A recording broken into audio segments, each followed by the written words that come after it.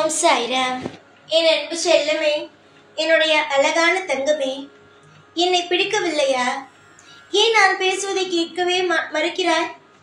என்னை உனக்கு சாயை பிடிக்கவில்லையா? நான் உன்னை நெருங்கி ஒவ்வொரு விஷயமும் சொல்ல வருகிறேன். ஆனால் நீயோ எதையும் காதில் வாங்காமல் தள்ளி தள்ளி போகிறாய். உன்னுடைய கோபமும் மன வருத்தமும் எனக்கு நன்றாக புரிகிறது.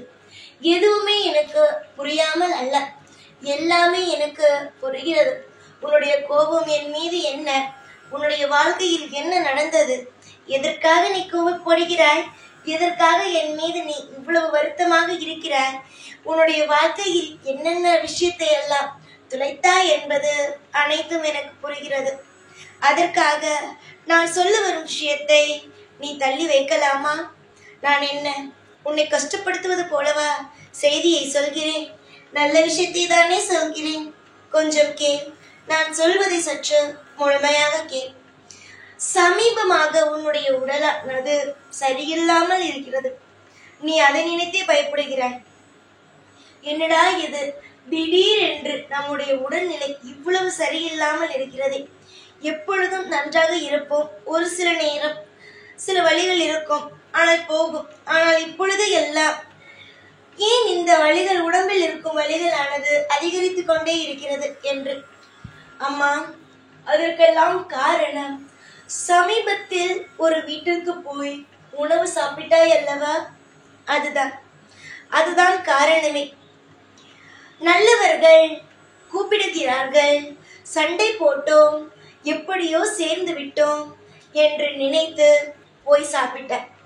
உங்கள் இருவருக்கும் நடுவே அதிகமான மனக்கசப்புகள் இருக்கிறது.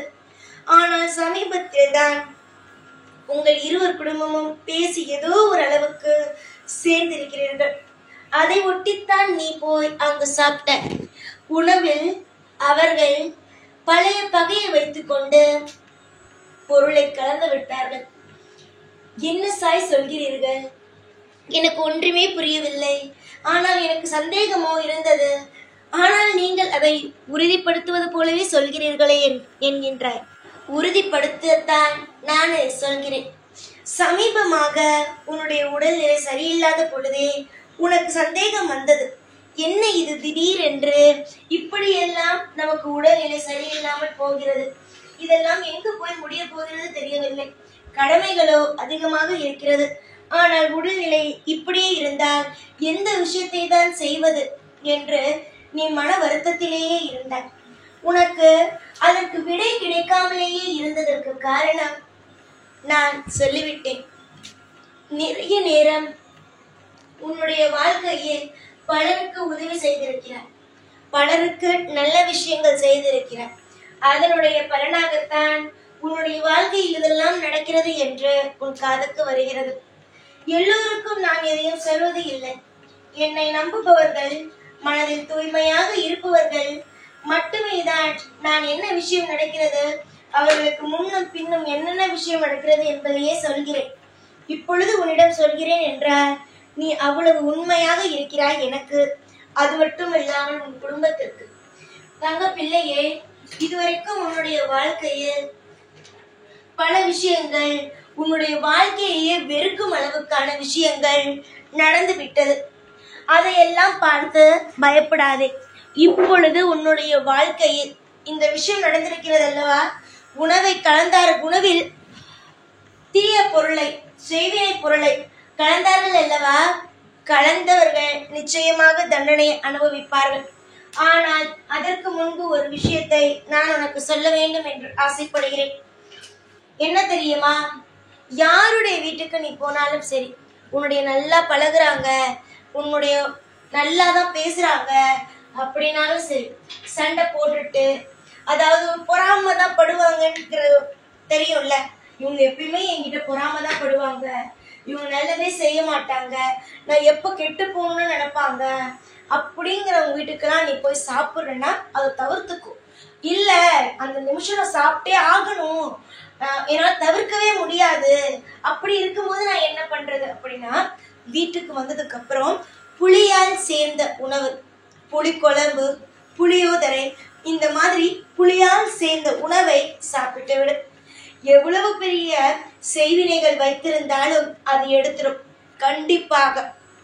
இப்பொழுது நான் சாப்பிடவில்லை சாயி, என்னுடைய உடல்நிலையை ரொம்ப வாட்டுகிறது, என்னத்தான் செய்வது என்றால் என்னுடைய உதியை ஒரு பீச் தண்ணீர் போட்டு கலந்து குடி. எவ்வளவு பெரிய விஷயமாக இருந்தாலும், எவ்வளவு பெரிய உனக்கு கஷ்டம் கொடுப்பது போல இருந்தாலும், அந்த தீய பொருட்களை உன் வயிற்றிலிருந்து நான் எடுத்து விடுவேன். ஆனால் நீ விட்டுவிட்டாய் என்று வைத்துக்கொள், அது மிகப்பெரிய ஒரு பிரச்சனையாகவே வந்து முடிந்துவிடும். முக்கியமாகவே சொல்ல போனால் நிறைய விஷயத்தில் நீ கவனித்திருப்பாய். ஒவ்வொருவருக்கும் இந்த மாதிரியாக சாப்பிட்டதெல்லாம் என்ன ஆனது என்று. அதெல்லாம் உனக்காக கூடாது என்றால் நீ இதை செய். கண்டிப்பாக உன்னுடைய வாழ்க்கையில் நான் ஒரு வெளிச்சத்தை உண்டாக்குவேன். எதுவுமே இப்பொழுது உன்னுடைய வாழ்க்கையில் உற்று பார்த்தாயா? எல்லா விஷயமுமே, ஒரு விஷயம் 2 விஷயம் என்றல்ல, எல்லா விஷயமுமே தடைகள் மட்டுமே இருக்கிறது. எவ்வளவுதான் நீ முயற்சிகளை செய்தாலும், எவ்வளவுதான் உன்னுடைய வாழ்க்கையில் என்னென்ன விஷயங்கள் செய்தாலும், இப்பொழுது எல்லாம் ஏதோ ஒரு கலக்கம், மாற்றங்கள் இப்படிதான் இருக்கிறது. சரியா? அது எல்லாவற்றுக்கும் காரணம் இதுதான். உன்னுடைய வயிற்றுக்குள் இருக்கும் இதுதான். எடுப்பதற்கான முறையும் சொல்லிவிட்டேன். யார் வீட்டுக்கு போனாலும் அதற்கு பிறகு வந்து சாப்பிடக்கூடிய பொருளையும் சொல்லிவிட்டேன். இதற்கு மேல் சுதாரிப்பாக இருப்பதும் சுதாரிக்காமல் இருப்பதும் உன்னுடைய இஷ்டம். பல நேரத்தில் உன்னுடைய வாழ்க்கையை காப்பாற்றி இருக்கிறேன். சொல்ல போனால் உனக்கு எப்பெல்லாம் மரண பயம், ஐயோ இதெல்லாம் நடந்துருமோ, குடும்பத்துல இன்னும் என்னென்ன விஷயங்கள் நடக்க போகுதோன்னு ஒவ்வொரு நேரமும் நீ யோசிக்கும் பொழுதெல்லாம் உனக்கு வந்து நான் ஆறுதலாகவும் உனக்கு நல்ல நல்ல விஷயத்த சொல்ற ஒரு அப்பாவாகவும் நான் இருந்து உனக்கான எல்லா விஷயத்தையும் செஞ்சிருக்கேன். உன்னுடைய வாழ்க்கையில ஒவ்வொரு நிமிஷமும் நான் இருக்க. யார் இருக்காங்களோ இல்லையோ மனிதர்கள், தெய்வம் உன்னோடு இருக்கிறது. அதை யாராலும் எப்பொழுதும் இல்லை, தெய்வம் இல்லை உன்னோடு என்று சொல்லவே முடியாது. பல மாற்றங்கள், பல திருப்பங்கள், பல அற்புதங்கள் எல்லாமே உன்னுடைய வாழ்க்கையில் நடக்க இருக்கிறது. ஆனால் உன்னுடைய உடம்பில் இருக்கும் இப்பொழுது இருக்கும் இந்த விஷயத்தை எடு. நான் சொன்னபடியே எடு. யாரென்று அடையாளம் காட்டிவிட்டேன். இப்பொழுது சமீபமாக போய் உணவு சாப்பிட்ட உன் சொந்தக்காரர்கள் வீட்டில்தான் இதை செய்து விட்டார்கள். அவர்கள் உனக்கு மட்டுமல்ல, அவர்களுக்கு யாருமே முன்னேறக்கூடாது. அவர்கள் குடும்பம், அவர்களுடைய பிள்ளைகள், அவருடைய துணை இப்படிதான் முன்னேற வேண்டுமே தவிர மற்றவர்கள் யாருமே முன்னேறக்கூடாது. அதனால எல்லோருக்கும் அவங்க செய்யறத உனக்குமே செஞ்சுட்டாங்க. இதெல்லாம் ஒரு பெரிய விஷயமே இல்லை. கவலைப்படாத, கண் கலங்காத. எல்லாமே உனக்கு அற்புதம் நடக்கும். நேரம் சரியில்லாத காரணத்தினால் இதெல்லாம் உனக்கு வேலை செய்து விட்டது. இதுவே நேரம் நன்றாக இருக்கும் பொழுது இதெல்லாம் வராது. நேரம் இப்பொழுது சரியில்லை, இதெல்லாம் நடக்குது.